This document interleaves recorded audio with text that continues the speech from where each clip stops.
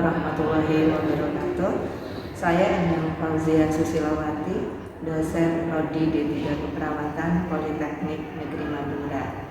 Saat ini saya mengampu mata kuliah keperawatan gerontik yang dibebankan pada semester 5. Mata kuliah keperawatan gerontik ini merupakan mata kuliah dengan capaian pembelajaran adalah mahasiswa mampu untuk mengelola asuhan keperawatan pada lansia, baik sehat dan sakit, di tatanan keluarga, tempat pelayanan kesehatan, ataupun di panti.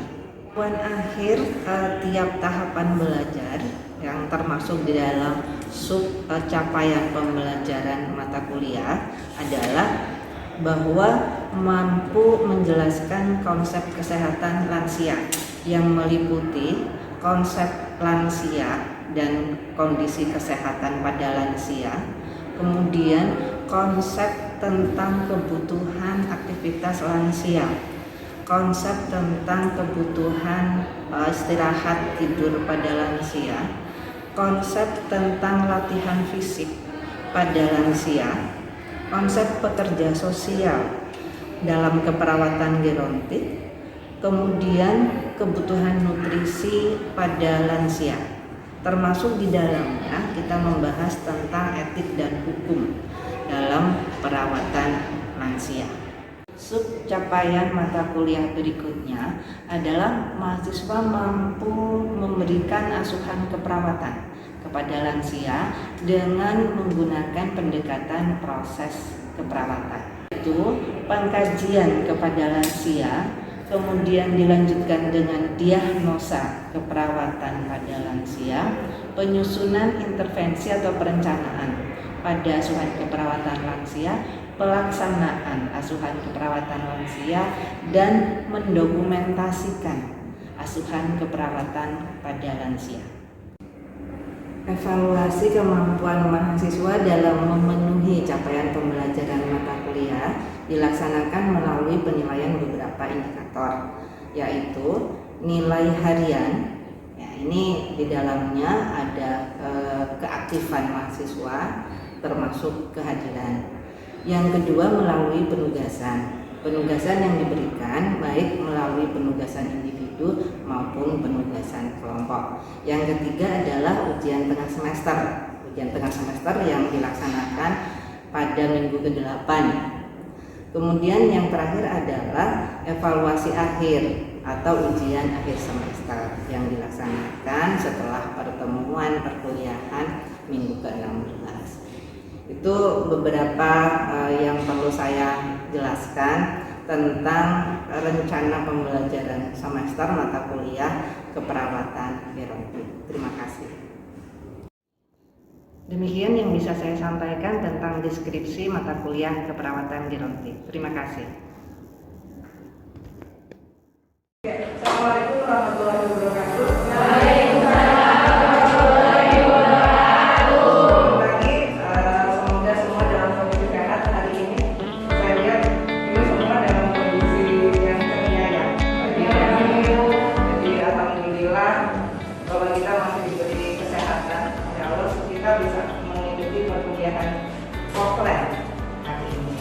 Ada beberapa yang mungkin kondisinya sakit, tidak sehat, dia tidak bisa mengikuti kegiatan offline. Oke, kita ke keperawatan gerontik. Ya, keperawatan gerontik kalau melihat gambar ini, ya, ada elderly people. Di bayangan kita kan, oh ini lansia. Khusus untuk lansia. Ada yang ini kita sering lihat di beberapa tempat ada ada tulisan, ada pemberitahuan. Ini khusus lansia. Kalau yang seperti ini apa yang Anda bayangkan? Yang Anda bayangkan apa? Gangguan mobilitas ya, kalau gambar di atas, oke, gangguan mobilitas. Kalau yang di bawah, gambarnya? Oh, beneran ya, oh beneran. Khusus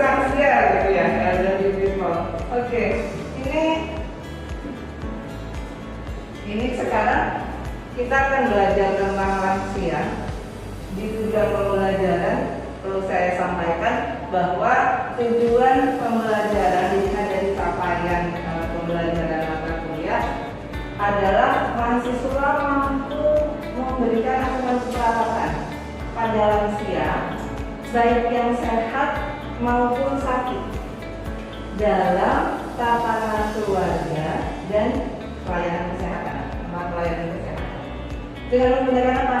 Menggunakan pendekatan proses perawatan. Untuk sub CPMK, sub capaian pembelajaran mata kuliah, jadi kan dibagi kemarin seperti yang saya sampaikan di LPS, bahwa ada capaian pembelajaran mata kuliah, kemudian ada sub CPMK.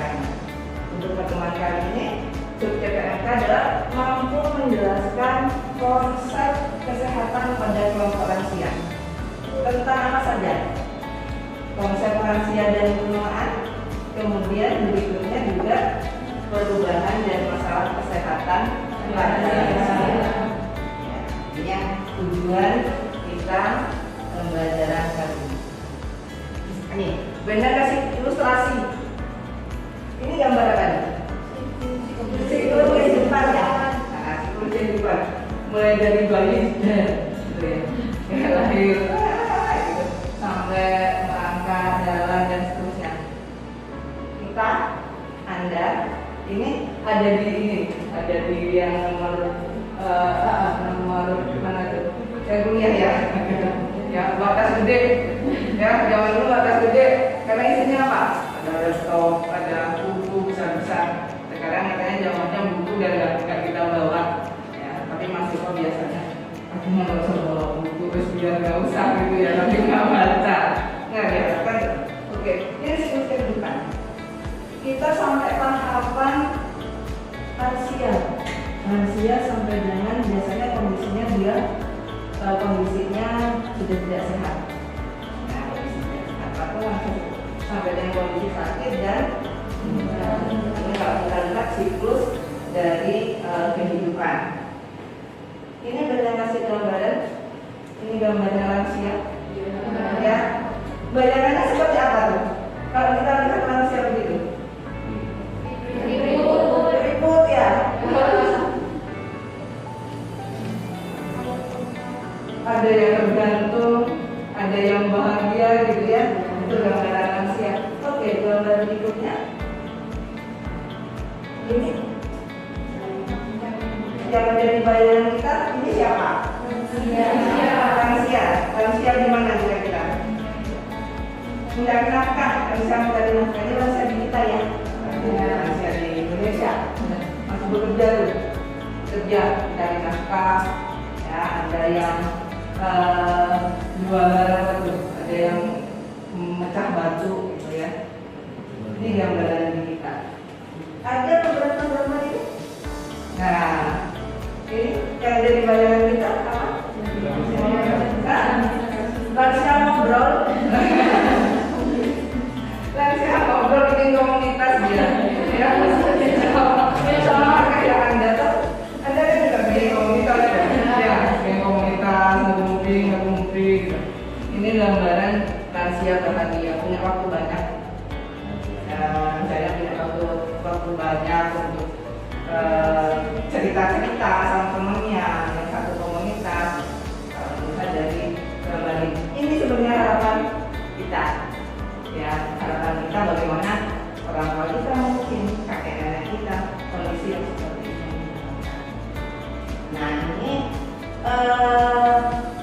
sebetulnya kalau kita melihat dari gambaran yang tadi, ya, gambaran yang sudah kita lihat bareng-bareng, lansia itu apa sih?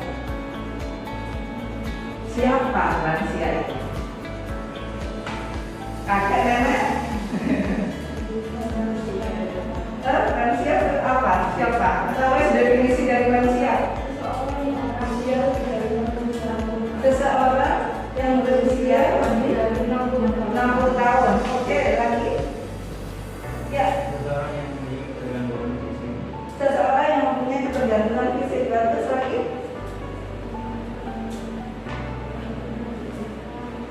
Ada yang mau berpendapat?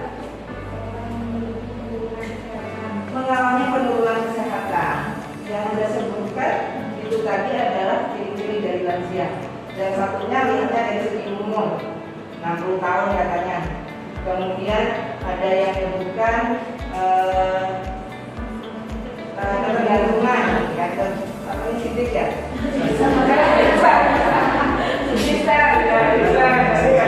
Ketergantungan, mengalami penurunan fisik, ya, bisa sidik ya, berarti ya. Ini coba nih.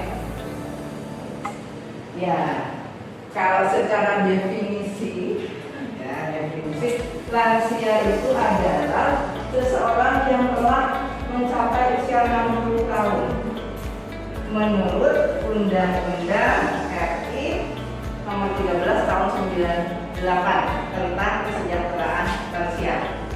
Jadi 60 tahun ke atas itu yang disebut dengan lansia. Kalau menurut Kemenkes itu dikelompokkan lagi dari batasan usia tadi menjadi 2, yang lansia lanjut usia atau usia lanjut umur 60 sampai dengan 69 tahun, ya. Kemudian usia lanjut dengan resiko dia yang berusia 70 tahun ke atas, 70 tahun lebih, atau yang mempunyai masalah kesehatan. Itu yang dikatakan sebagai resiko.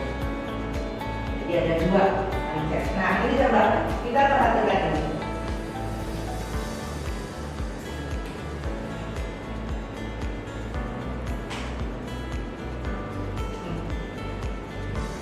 Saat kapan sih anggapan kita?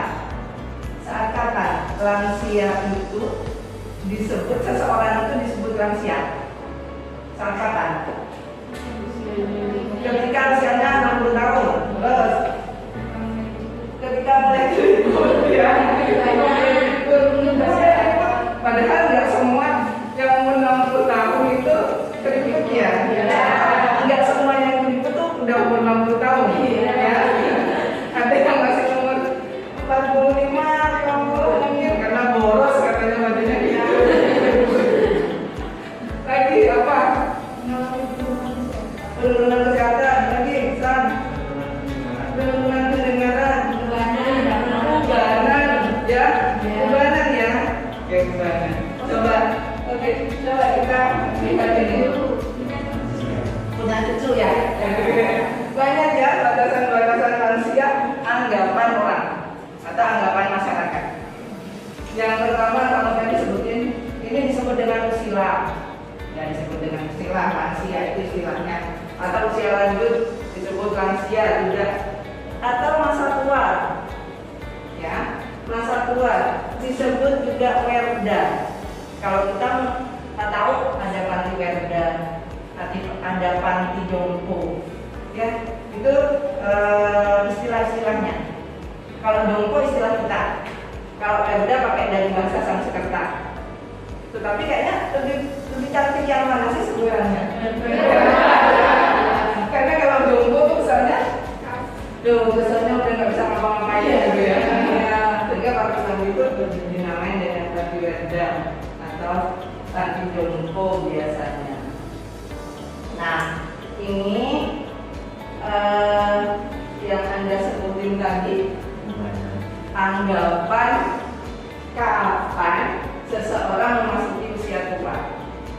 Kalau dari segi umur, Anda tadi sebutin ya, 60 tahun, ubanan, contohnya mungkin ada beberapa di antara kita umur 40 udah ubanan. Lihat usia di sebelah tuh yang udah ubanan. Bisa, bisa.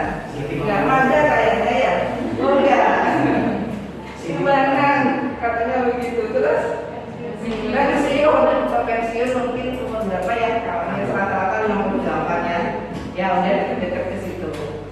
Jadi disebut banyak. Udah punya cucu. Ya punya cucu katanya tadi yang nyebutin udah punya cucu. Relatif sih. Ya. Ada yang umur 45 tahun udah punya cucu. Karena mungkin dia nikahnya muda. Ya toh? Nikahnya muda. Umur 14, 15 tahun zaman dulu dan nikah. Anaknya nikah muda juga. Ya, punya anak umur 18 tahun nggak sampai 20, katakan 20 lah. 20 dia sudah punya anaknya. Sehingga punya cucu umur berapa tuh jadinya?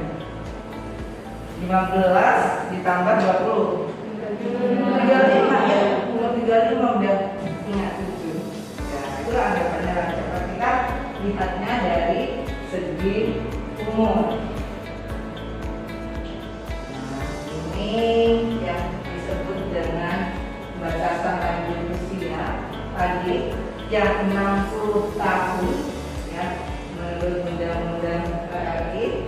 Ini menurut ada usia pertengahan ya, usia pertengahan disebut dengan PLS, usianya 45 sampai 59. Itu usia pertengahan.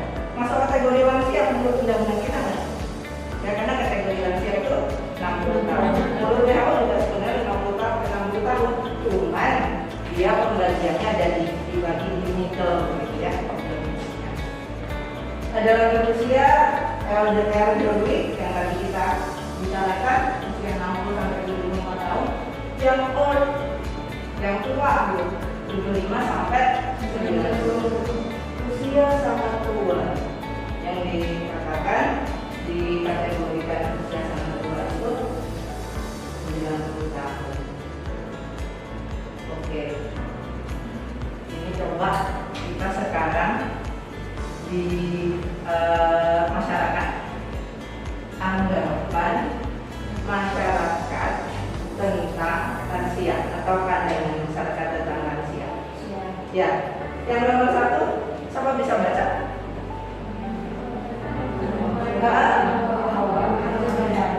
Awal kan? Bacanya apa lagi toh? Orang tua arwah ability. Pakai bahasa Madura. Ya. Kalau baca kita nggak paham tentang bahasa Madura, bacanya abaladi. Ngerti apa ya abaladi itu ya?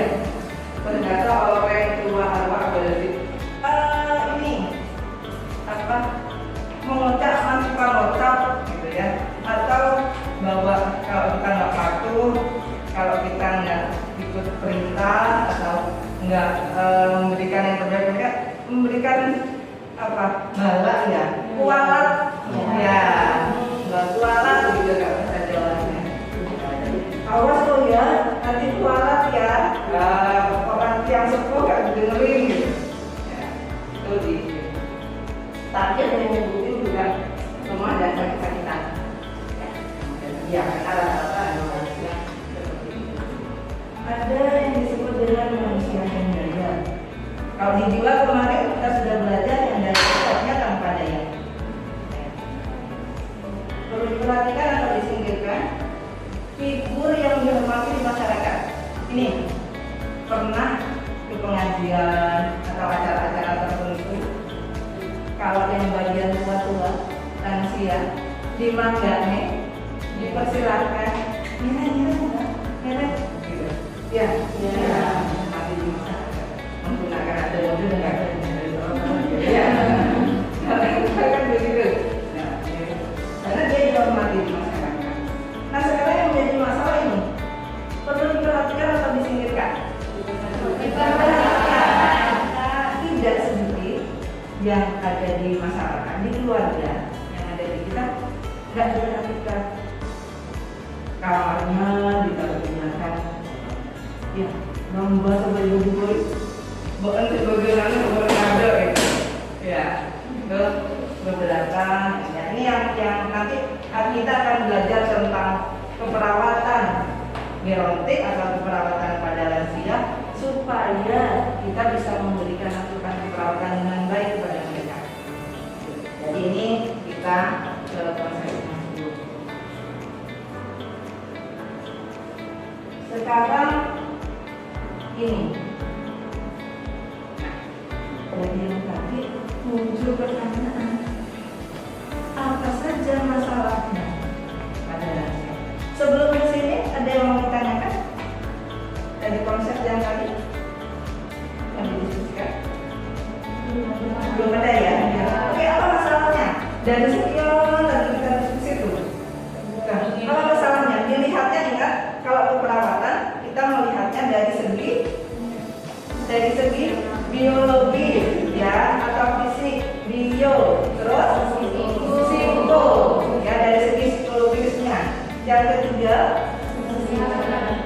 Dari segi apa?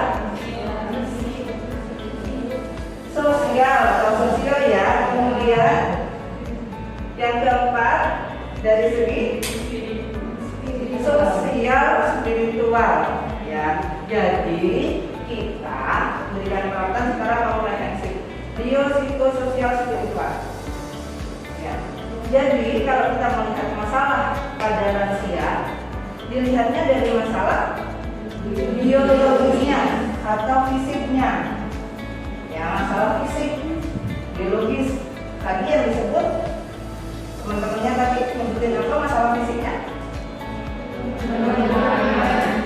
Mengalami penurunan, keriput. Kemarin cantik, mbak namanya siapa? Hah? Santi. Oh, Santi gitu ya. Santi. Ini sekarang cantik ya. Duduknya tegak, kalau berdiri cantik, jalannya lurus, bagus.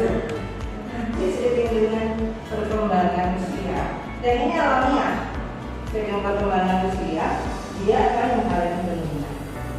Yang sekarang cantik, duduk tegak, ya. Besok pada saat lansia secara fisik dia sudah mengalami penurunan. Ya. Penurunan yang tidak ya. Besok sudah mulai begini mungkin. Ya, jalannya udah mulai mundur gitu. Ya. Dan meskipun cantiknya sih masih ada sisa-sisa kecantikan gitu ya. Pada saat lansia. Tetapi pasti itu akan perubahan fisik banyak tadi, ya. Kemudian perubahan psikis atau psikologis. Apa? Sensitif, ya. Mudah tersinggung mungkin. Ya. Misalnya perhatikan lebih. Tak bisa tidur, mau tak sedang tujuan. Tak bisa tidur, mau tak sedang anak misalnya. Itu secara psikologis. Ya, secara psikologis itu salah satu contoh. Merasa kurang diperhatikan mungkin, sehingga dia kalau Anda bilang ada yang berperilaku seperti laki-laki, tidak sebenarnya, tetapi memang secara psikologis dia mengalami perubahan. Secara sosial, lagi yang mengalami perubahan. Yang kemarin aktif secara sosial dia sudah mengalami perubahan. Ya, aktif. Mungkin dia di kegiatan-kegiatan tertentu. Secara spiritual, tidak betul. Lebih banyak beribadah sudah. Ya, lebih memfokuskan ke sana. Ya, beribadahnya yang nggak biasa atau yang memang sudah terbiasa ke masjid, dia kan terus mempertahankan sholat berjamaah, terus dipertahankan, nambah pengajian mungkin gitu ya, kegiatan-kegiatan keagamaan itu secara spiritual karena mereka memang sudah berorientasinya ke sana. Kalau Anda perhatikan, kalau di panti-panti itu mereka karena ada tempat ya, satu tempat begitu di panti rumahnya atau wismanya, mereka ke masjid biasanya cepat.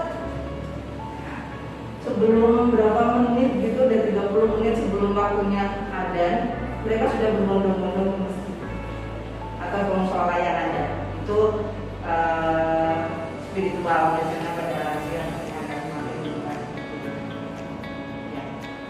Ini konsep kita tentang lansia. Sebelum nanti berikutnya kita akan bicara tentang lansia dan kesehatan, ya, lansia dan kesehatan sesuai dengan IAKS-nya. Ini sampai di sini. Sebelum kita melanjutkan, ada yang perlu didiskusikan, ada pengalaman atau ada yang dilihat atau yang dialami selama melihat lansia. Ada diskusi, ada mungkin nggak tanya tapi diskusi.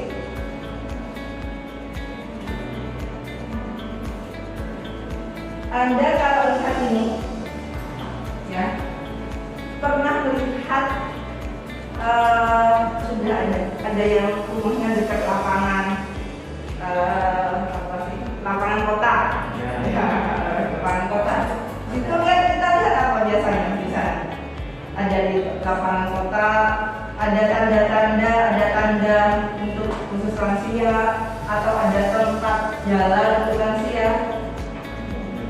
Iya, ada, lihat ya, yang di Pamekasan mungkin yang di kantor, ada di pendopo, yang di Sampang, yang lapangan apa tuh nama Wijaya ya? Ya, atau yang di mana biasanya kita lihat? Kita lihat ya seperti itu ya keadaannya. Ya, ada tempat khusus lansia. Jadi jalannya jalan di situ, jalan situ khusus lansia. Nanti yang jalan di situ kayak kira sangka lansia mau berapa sih? Gitu kan ya.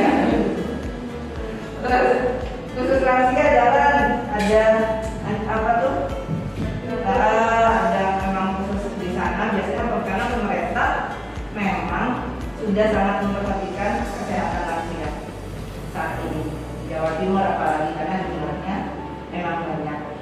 Peningkatan pertumbuhan lansia itu banyak, sekitar 11,34% sampai dengan tahun ini. Saya rasa itu ya. Nanti kita ketemu pada pertemuan berikutnya untuk membahas tentang konsep lansia dan kesehatan. Oke, nanti silakan berikutnya sambil lalu di rumah ada buat resume ya. Untuk materi sambil lalu nanti saya kasih kuis menjawab 5 soal dari materi ini. Oke, saya rasa itu dari pertemuan kita kali ini, mudah-mudahan bermanfaat. Ingat, tetap sehat, jaga protokol kesehatan ya, jangan tambah meningkatkan kasus yang sekarang kita sudah alhamdulillah sudah mulai landai. Mudah-mudahan nanti kita sebagai masyarakat jurusan kesehatan itu juga akan menjaga ya. Saya akhiri, terima kasih. Assalamualaikum warahmatullahi wabarakatuh.